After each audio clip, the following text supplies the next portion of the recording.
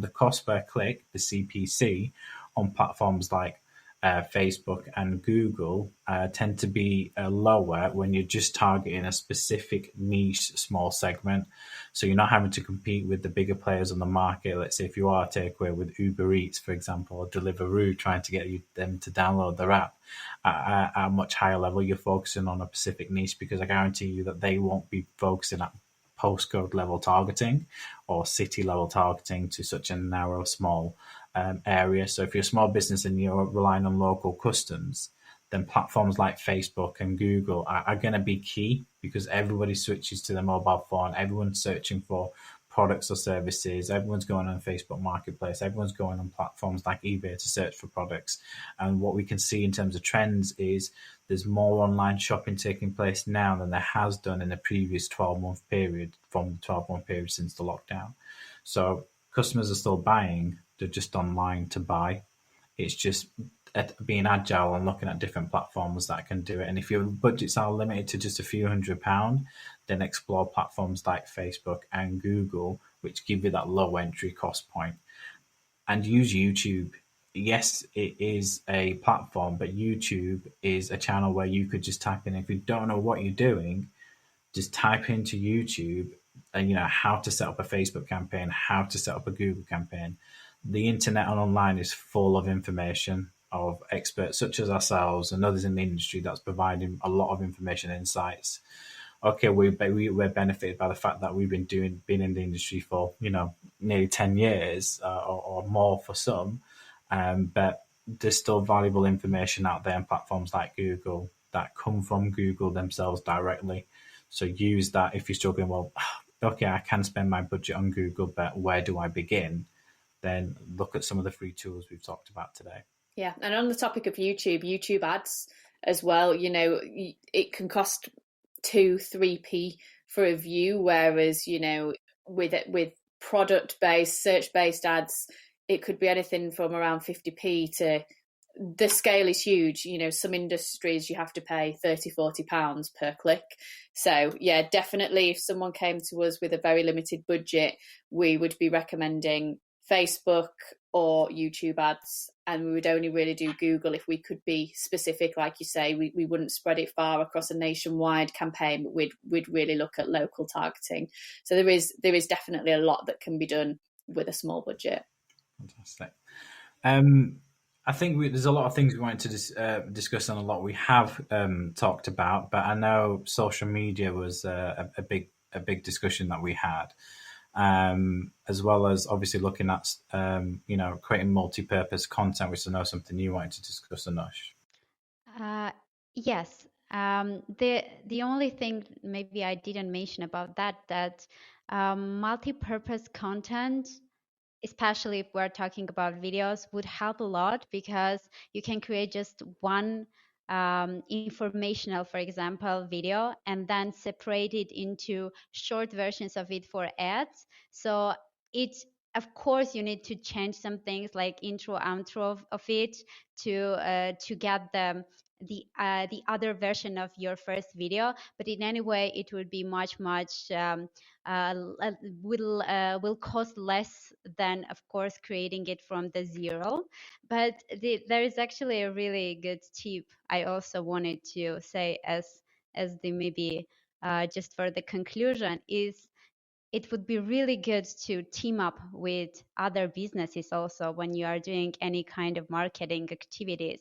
Because, for example, as we did all together, like 3 different businesses, we're now together doing podcasts, and it would be really helpful for others too, because you can share your audience together, you can do something together, just combine all your ideas, all your experience together, and share something knowledgeable to your audience, which would be helpful for all businesses together, all 3 businesses together. This is also one of the things I really wanted to mention today. I think that's a really great point. And yeah, if I look back over the past 12 months, the amount of business collaborations that we've, embarked upon with other organizations who, like you say, we can share our services, share our audience. So yeah, I think that's a great point. And hopefully a key takeaway that that people can take away for the end of the podcast? Yeah, I think when I look back as well in the last 12 months in terms of, dealing with businesses at different sizes and those that are small businesses struggling with budget, the way they've been able to really come through it is by being authentic with their content, exploring, different types of creative formats and being a little brave. It can be scary and daunting, but that's what, we're here to do. We're here to help advise and educate, you on what to do. And sometimes, might not be sure of where to begin, but that's where we'll look at your audience and, help you understand, which channels might be right for you to, go out there. So being a little brave is key, being authentic with your content and know that it's just not the end and be all. There are platforms out there that can help you deliver results. You just got to be willing to invest your time and reach out to experts and, listen to more podcasts like this, go out and watch more video content, attend social media training courses, etc., to help you expand your knowledge and reach that will get you to where you need to be. We're seeing a lot of businesses turn around on their head, but have found new solutions to help push out and seen, new markets come from it. So there's a lot of positivity out there. And just because you're a small business with small budgets doesn't mean you can't compete and be out there and support your business in this current pandemic. And hopefully some of the topics we've all discussed today have been of, multiple use to the businesses listening in throughout the whole podcast. Hopefully you've taken some key takeaways of some of the free tools that, making sure you find your niche, understanding your network, and reaching out. Feel free to connect with us or drop messages to us at www.bobblepod.co.uk. And if you have any specific queries or questions, we'd be more than happy to help and support. Reach out to each of us, Claire Daniels on LinkedIn, Anush on LinkedIn, and myself on LinkedIn, and ask questions. And just mentioned if you listen to the podcast, we'll then know straight away, and then we'll be able to help and advise. And connect with people in areas where you need support with, connect with people that could be your potential customers and go out and use your network. It's going to be key right now. Businesses always help businesses. It's something I learned from networking. We have a lot of content planned coming up in terms of Bobble Pod in the coming year. We are adapting like any other businesses. So we are not obviously doing anything face-to-face. We're doing it all online right now. So the podcast won't look as cool and snappy as we do in our physical environments, but we've got a lot of content coming up in the coming months. We are out there looking for guest hosts to join us to provide more value with specific industries. So do stay tuned for our next podcast launching at the beginning of March.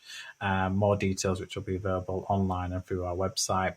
I'd like to thank everybody listening in today. We hope you found it very, very informative for myself and everyone at Bobble Digital. Thank you. Yeah, thanks everyone. And I really hope now, from what you said there, Manny, we should get loads of new connections on LinkedIn. If people have been listening to what we've been saying, connect with us. Like you say, tell us you heard us on Bobble Pod, and then we know you're following our tips. So good luck. Yes, and don't forget to ask for referrals. Yeah, more than happy to help. Yeah. Cheers. Thanks everyone. Thanks. Bye.